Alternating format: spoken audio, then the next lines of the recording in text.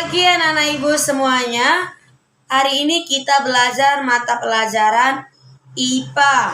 Materinya daun atau mengenal fungsi daun dan struktur pada tumbuhan. Kita langsung aja biar ibu jelaskan. Salah satu unsur penting dalam tumbuhan adalah daun.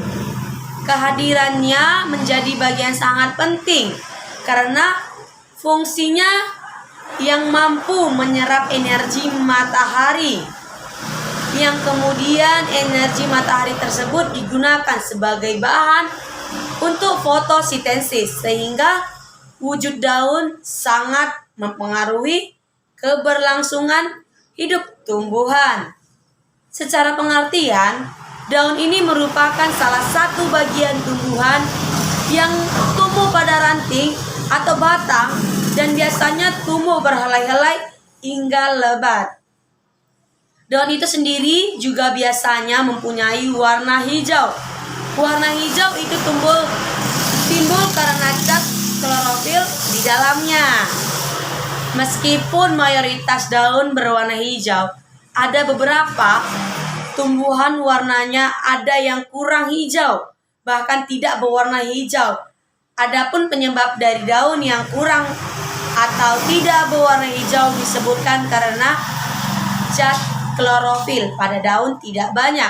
Selain itu juga daun memiliki fungsi sentral sebagai tempat pernapasan bagi tumbuhan.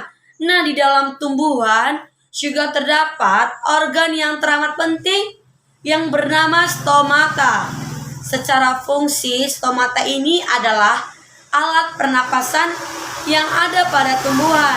Nah, jadi dapat dikatakan bahwa jika tumbuhan tidak memiliki daun, maka besar kemungkinan tidak bisa bertahan lama.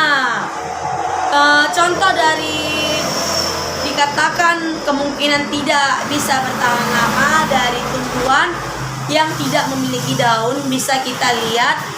Kita sudah melihat ada jamur yang tumbuh, apalagi jamur yang pernah kita makan, yang sering disayur orang tua kita, yang tumbuh di bawah pohon-pohon sawit itu tidak bisa, kemungkinan tidak bisa bertahan lama ya anak-anak ibu. Dia biasanya bertahan itu selama 2 hari, 3 hari sudah paling jago anak-anak ibu. Dan lanjut kita akan masuki aneka ragam fungsi daun. Selain sebagai area fotosintesis, ada beragam fungsi lain dalam setiap helai daun. Berikut fungsi yang menjadikannya sebagai penopang utama pada tumbuhan. Yang pertama, media penyimpan cadangan air dan makanan. Yang kedua, alat perkembangbiakan tumbuhan. Yang ketiga, ada alat pernapasan. Yang keempat, alat penguapan. Dan yang kelima, media untuk gutasi. Selanjutnya kita mengenal struktur daun. Dalam struktur daun terbagi menjadi 2 kelompok yang ada di bagian luar dan ada pada bagian dalam daun.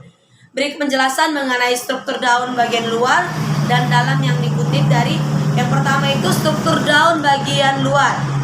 Struktur daun bagian luar terdapat menjadi 3 bagian, yaitu pelepah daun, tangkai daun, dan helai daun. Kemudian masuk ke struktur daun bagian dalam. Struktur daun bagian dalam terdiri menjadi 2 bagian, yaitu ada epidermis dan ada jaringan mesofil. Nah, selanjutnya kita akan mengenal bermacam-macam bentuk daun. Macam-macam daun itu banyak ya anak-anak ibu, ada berbagai macam-macam. Yang pertama itu ada daun mencari, dan ada daun menyirip, ada daun sejajar, kemudian ada daun yang melengkung. Dan ibu mengasih contoh daun yang seperti mencari itu seperti daun ubi. Sudah pada lihat anak-anak ibu semuanya daun ubi kan yang sering dimasak orang tua kita. Ibu kasih contoh gambar daun ubi yang mencari. Ini gambar daun ubi yang mencari. Dia seperti jari ya, daunnya itu lebar dan banyak. Bisa kita hitung ada berapa helai, ada 1, 2, 3, 4, 5, 6, 7. Nah, di dalam satu daun ini ada 7. Dan terkadang ada juga dia yang 5 atau ada yang 6. Dan setiap daun menjari ini tidak harus hanya 7. Terkadang ada 6, ada 5 ya anak-anak ibu. Kemudian kita masuk ke daun menyirip. Contoh daun menyirip itu seperti daun mangga. Daun mangga itu dia seperti bentuk oval, tapi dia seperti ada yang apa itu anak-anak ibu, yang ada ujung-ujungnya itu ya kan, kayak tarik dia ke atas gitu. Itu contohnya daun mangga itu daun melengkung, tapi dia menyirip, sistemnya menyirip. Nah, ini contoh daun mangga ya. Dia menyirip. Bisa kita lihat dia mempunyai garis-garis yang banyak. Tuh, lihat kan anak-anak ibu semuanya. Itulah contoh daun yang menyirip. Kemudian masuk ke daun yang sejajar. Daun yang sejajar itu kita ambil contoh seperti batang sawit, daun sawit, daun kelapa, atau daun